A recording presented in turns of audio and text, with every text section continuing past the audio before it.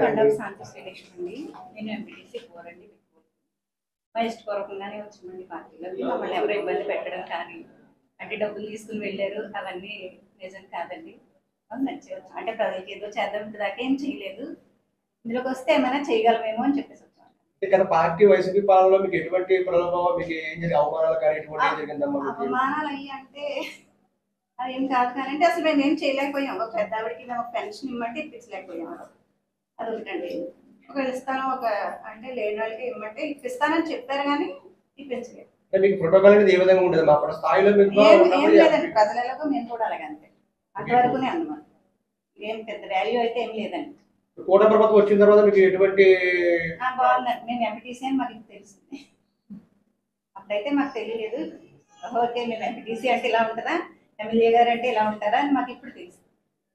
ఇటీవల కూడా వార్తల్లో సోషల్ మీడియాలో నెట్వర్క్ కూడా కొన్ని అంచనాలు చేస్తూ ఉన్నాయి, భయపెట్టి భయప్రాంతాలు చేసి తీసుకొచ్చారు, ఈ విధంగా చేయడం కరెక్ట్ కాదని చెప్పేసి రకరకాలుగా వస్తున్నారు. దాని మీద మీరు ఏ విధంగా అలా ఏం లేదండి. మమ్మల్ని ఎవరు రమ్మలేదు, మాకు నచ్చి మా ఇష్టం. అండి నేను బిక్కోల్ మండల ఎంపీపీని.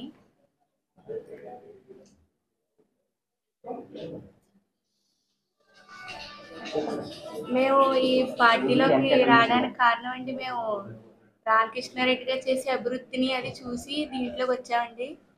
అంతేగాని ఎటువంటి ప్రలోభాలకి లొంగిపోయి కానీ అమ్ముడిపోయి కానీ దీంట్లోకి రాలేదండి. మేము ఎంపీటీసీలుగా ఆ పార్టీలో ఉన్నప్పుడు కనీసం మాకు ఎంపీటీసీ హోదాకు తగ్గ గౌరవం కూడా లేదండి. రామకృష్ణారెడ్డి గారు వచ్చిన తర్వాత ప్రోటోకాల్ అనుసరించి మాకు గౌరవం ఇవ్వడం జరుగుతుందండి. అందుచేత మేమందరం స్వచ్ఛందంగా ఈ పార్టీలోకి రావడం జరిగిందండి. కేవలం మేము అభివృద్ధి కోసమే ఈ పార్టీలోకి వచ్చామండి, అంతే తప్ప ఎవరో భయపెడితే కానీ ఎవరో మమ్మల్ని ఏదో చేస్తే కానీ మేము ఇందులోకి రాలేదండి.